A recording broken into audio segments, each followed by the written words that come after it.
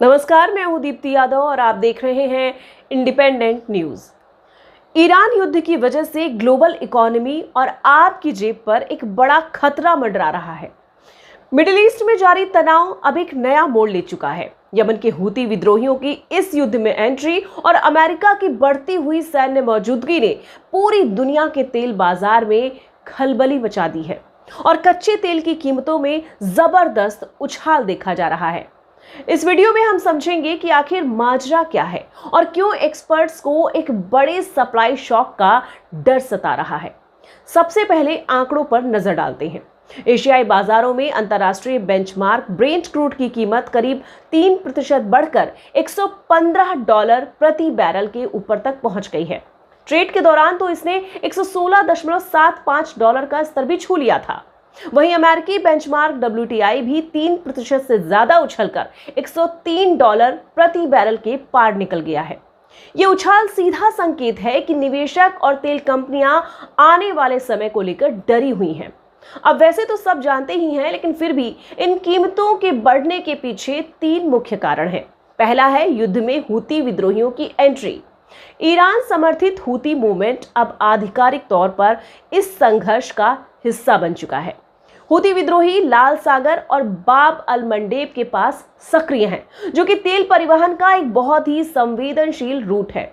दूसरा कारण है अमेरिका ने इस क्षेत्र में अपनी सैन्य उपस्थिति बढ़ा दी है। जब भी 2 बड़ी ताकतें आमने सामने होती हैं, तो बाजार को लंबे समय तक चलने वाले युद्ध का अंदेशा होने लगता है। तीसरा बड़ा कारण है सप्लाई चेन में रुकावट। अगर युद्ध और फैला तो फिर खाड़ी देशों से होने वाली तेल की सप्लाई रुक सकती है। दुनिया का एक बड़ा हिस्सा अपनी ऊर्जा जरूरतों के लिए इसी क्षेत्र पर निर्भर है। यहाँ सबसे बड़ी चिंता स्ट्रेट ऑफ हॉर्मुज को लेकर है। अगर तनाव और बढ़ता है और सप्लाई रूट ब्लॉक होती है, तो फिर तेल की कीमतें $120 या फिर $130 के पार भी जा सकती है। हूतियों द्वारा किए जाने वाले ड्रोन और मिसाइल हमले टैंकरों के लिए बड़ा खतरा पैदा कर रहे हैं, जिससे शिपिंग इंश्योरेंस भी महंगा हो गया है। अब सवाल आता है कि इसका आप पर क्या असर होगा। भारत अपनी जरूरत का 80% से ज्यादा कच्चा तेल इंपोर्ट करता है। अगर अंतर्राष्ट्रीय बाजार में दाम बढ़ेंगे तो फिर भारत में पेट्रोल और डीजल की कीमतें भी बढ़ सकती हैं। इससे माल ढुलाई महंगी होगी, जिससे सीधे तौर पर फल, सब्जियां और जरूरी सामान महंगे हो सकते हैं।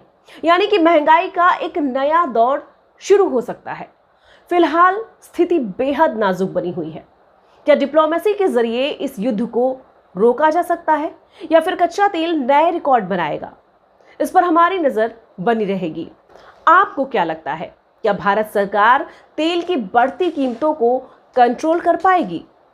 हमें कमेंट्स में जरूर बताएं। वीडियो पसंद आया हो तो लाइक करें और ऐसी ही खबरों के लिए चैनल को सब्सक्राइब करें। धन्यवाद। जय हिंद।